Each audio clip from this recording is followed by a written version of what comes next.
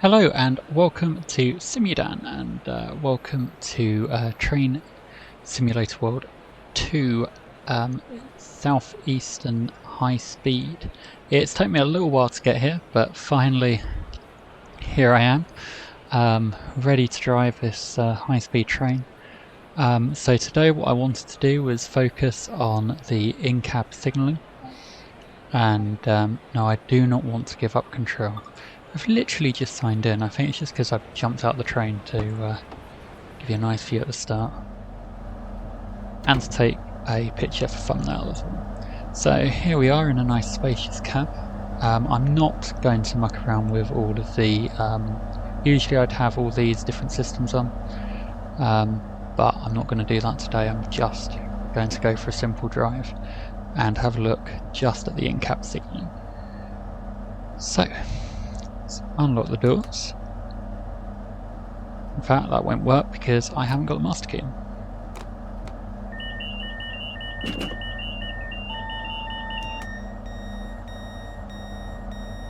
Right. So, yeah, today I was looking. I wanted to look at in-cab signalling because it can get a little bit convoluted, a little bit confusing. I want to be really clear right from the start. I am not the authoritative figure on in-cab signalling. A lot of this is what I have learnt in the past from Train Simulator 2020 or whatever they're up to now, and some of this is just what I've sort of figured out in my own head, and quite frankly I could be wrong. I don't know. Yeah, we're do as I'm doing the best I can in terms of letting you know what these things mean, and if you drive roughly to what I say here, then it should be a fairly good drive. If anyone does know more than I do and they want to drop me a comment, then please do that, and I will happily put out a correction video or whatever needs to be done. So let's get going. I think I've got the power set up. I might not have. I'm guessing not. Right, so power, we're on control.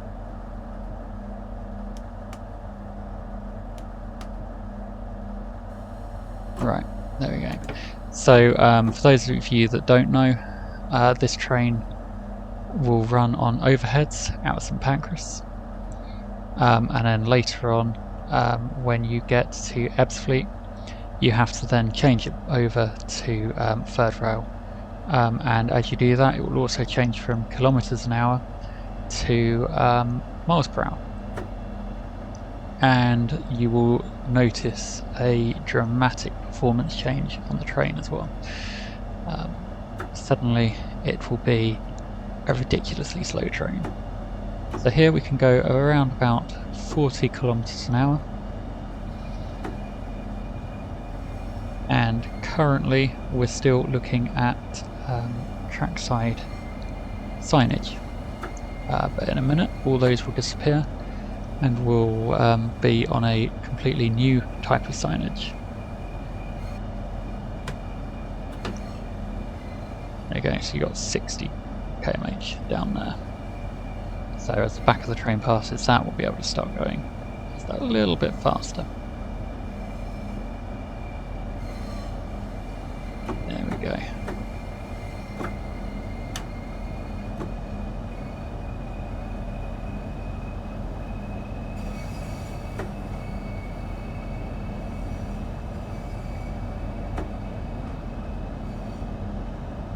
Another sign there, 80, so again, back of the train past that a little bit quicker this time, and we'll be able to go just a little bit faster again. Once we're into these tunnels up ahead, we'll be fully into, there we go, cab, it says it there, so as the back of the train passes that, we should get in-cab signalling pop up.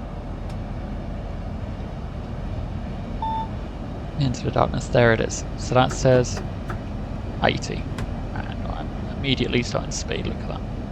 So it's about 80, now it's 200.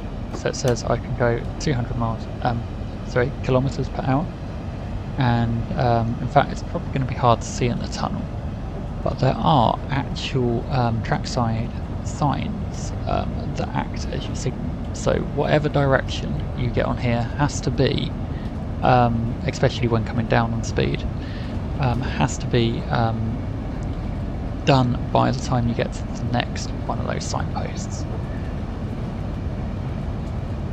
And in fact the HUD actually shows you, so you can see in the upper corner that I've got around 500-ish yards to go until the next sign, until the next signal. So basically those signs act as your signals and your speed posts and all of the rest of it.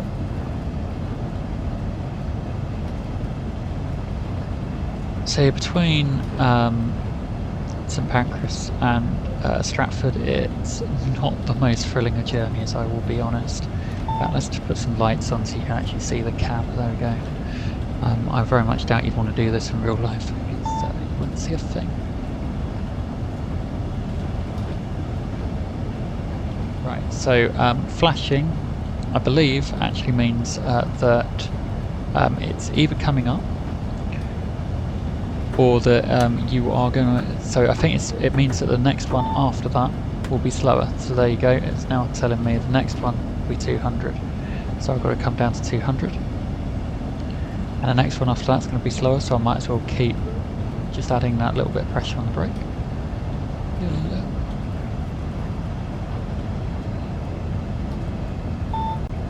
And 160, so again, just keep coming down, so it'll be done by the next signal. Although the simulator doesn't seem to show that. I probably, either I've got it wrong or the simulator doesn't quite get it right. And 100, so I really need to be pushing hard on the brake now. See, a bit of route learning actually goes a long way on this, in terms of just learning where all the speeds are different. Unfortunately, route learning is not my strong point. I rely too heavily on all of the things on the HUD. But we'll start slowing up anyway, because we're coming into Stratford now.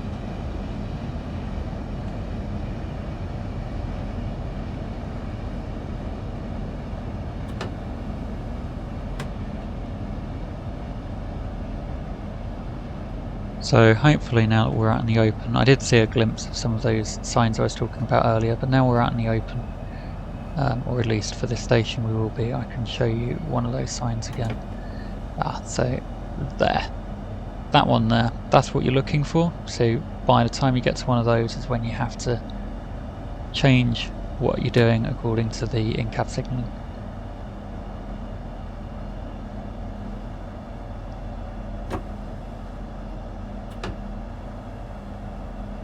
Isn't overly complicated, it's just as it is. The other thing that you'll sometimes see is this will just have 000 in diamonds. That is your equivalent of a red signal, which means you have to stop before you get to the next one of those signs. And when you've done that, right, there's your 6-car marker.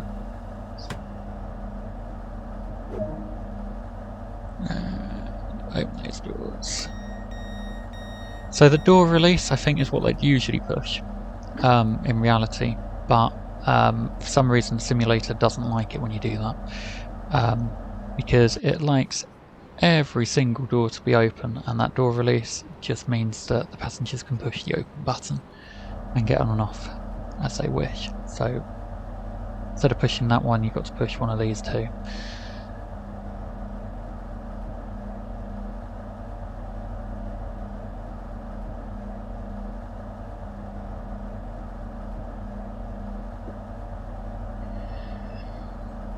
Yeah, I'm really enjoying this route. I love the fact that you've got this really fast section here, and you can really pelt it and you really feel like the speed, and then later on between Ebsfleet and Rochester, you just go. You've got that. Is it Rochester? I think we can go further than Rochester, can't we? I can't remember where we go. This says Rochester. I don't think it is Rochester that we go to. I can't actually remember where the route ends. Faversham? Faversham, that's where we go to. So that section at the end toward Faversham or vice versa is yeah, just that nice balance of just the slowness. It feels more like you would drive on really any other route, any other mainline British route anyway.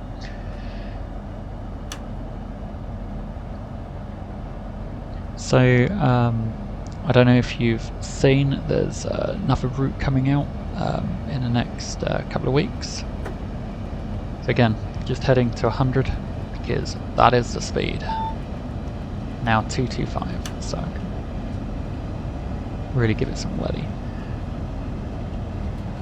If it's the Arosa route, I think that's what it's called anyway. I'm debating whether or not to actually go ahead and purchase that one. If I'm honest, I don't usually go in for the European routes. I'm usually more from the British Rail because that's where I'm from, so it's the sort of thing that I enjoy. Although I do enjoy a few of the other bits that they package in. Occasionally we'll drive on the German route that they package in with this simulator, but it's a rare occurrence, I'll be honest.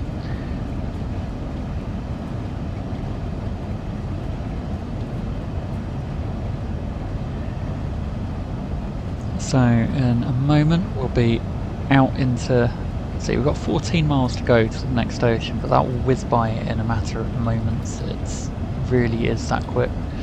But in a moment we also get a little bit of daylight to play with, not just in this darkened tunnel. It's one of the things I don't actually like about the Bakerloo line. I enjoy driving it, but it's more for the train and for you know, I like the detail in the stations and things like that. What I don't like is the bit in between. Just boring as anything. Just driving through a tunnel. Yeah, it's not really for me. So I do enjoy it to a point, but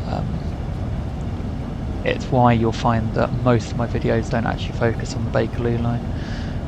Most of them, when I'm looking at Train Simulator World anyway, will be looking at something out in the open. Also makes for a more appealing video because, let's face it, I've been talking to you now for a few minutes and all you've seen is me light up the wall of a tunnel.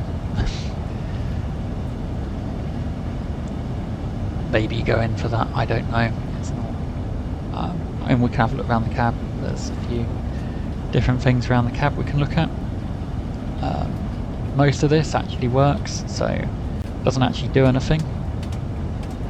But that's switches that you can use. I know they try to make it warm or cool. Does nothing, but it adds the immersion a little bit.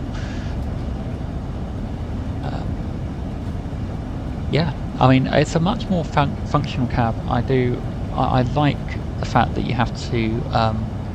There's more to it than just driving straight. Yeah, I've got full power on now and I'm still slowing down, but that's because I'm going uphill.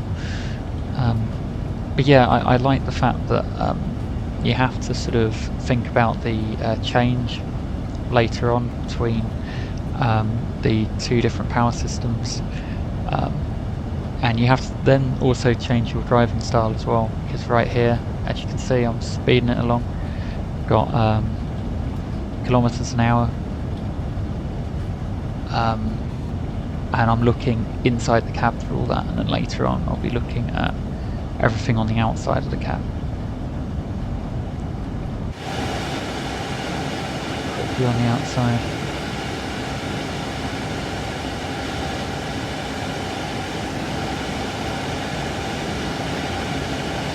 about in a minute. I think we actually pass underneath the Queen Elizabeth Bridge, the one that goes, or is part of the Dartford crossing. So you got the tunnel that goes under the Thames northbound, and then you've got the bridge that goes over at southbound. Yeah, I believe that is somewhere on our right in a few moments' time. We'll have a look when we get there. Okay, again, the simulator seems to think you can go 130 here, but the speed quite clearly there says 225. And of course you have up above my head somewhere the difference in what you can and can't do and where. So CTRL, that's what I'm on currently. It does say maximum speed of 225 or 140 miles per hour. And again, network rail speed 100 miles per hour, so significantly slower. That 40 mile an hour does make a massive difference. Right, I just missed.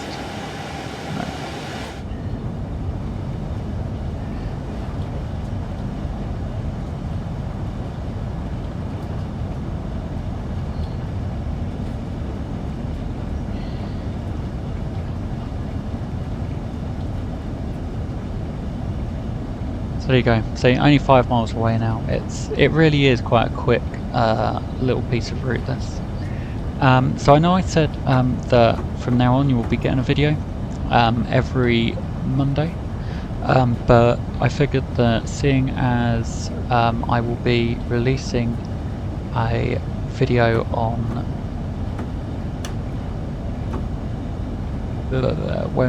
I'm releasing a live stream this coming Monday, I decided you could have this one on the Friday and it would fill that gap, because I know that not everyone goes in for live streams. So for those that are interested in videos, this is what you got. This is what I'm giving you. It also means that because the idea that I have in mind, there you go, really time to slow down. Look. The idea I have in mind is to give you a video every week and give you a live stream every other week. So the week that we have a live stream, I will hopefully get a video out on the Monday before, sorry, the Friday before, in order to give you something. And I want to try and change up the content a little bit as well. I don't want to do solely one simulator. This is a simulation channel. It was never meant to be just for one particular simulator. So I will be changing up which simulators I do and when. And yeah, I know that generally my train simulator videos are quite popular, but I also know that a lot of my flight simulator videos have been popular in the past as well. So I know I've got sort of two lots of audience there, so I'm trying to cater for both, and some of you will be going in for it all. So so yeah, my video this week is this, or yeah, so you've got this one, and you also had Derail Valley earlier in the week. And I will also be releasing a video next week, which I'm hoping will be probably a flight simulator video. I also want to get some more bus simulator in there before the release, although I'm not sure when it's released, but before the release of Bus Simulator 2021, which is exciting. At least it's for me. I know not everyone goes in for that, but yeah, that's the beauty of this channel. That's not all about one kind. Yeah, simulation is a hobby that a lot of people share with me, and I know that. But there are also people out there that are only really interested in one type of simulator, and you know, that's absolutely fine.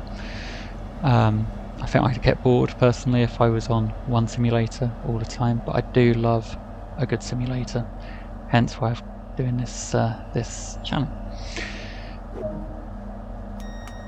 So there you go, I've got to change the power, so I will do that, and I'll start this train in motion just so you can see what goes on here. So I have to go over to DC power. So press that, and you hold it until that goes up, and then pan and choose. I think it's at the back, so yeah, it's now gone down. I have to do that once more, and watch these lights up here as I do it. In fact, they did nothing. But I think, hopefully, I should now be in a place where I can go and get that done.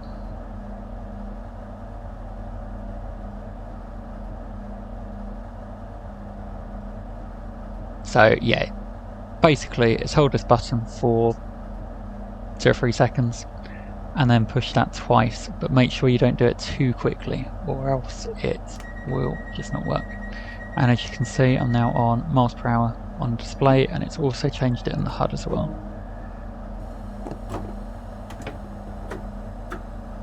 So now as I go,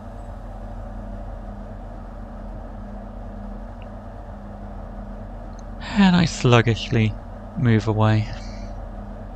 Now off the third rail down there and not on the overhead lines.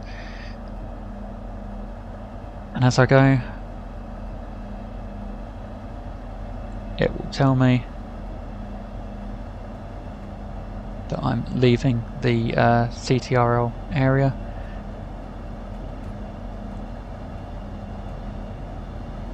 And will start giving me speed signs, both in kilometers and miles per hour on this short section. But in a moment, when I get down here, it will just be miles per hour, and it will be the conventional signalling.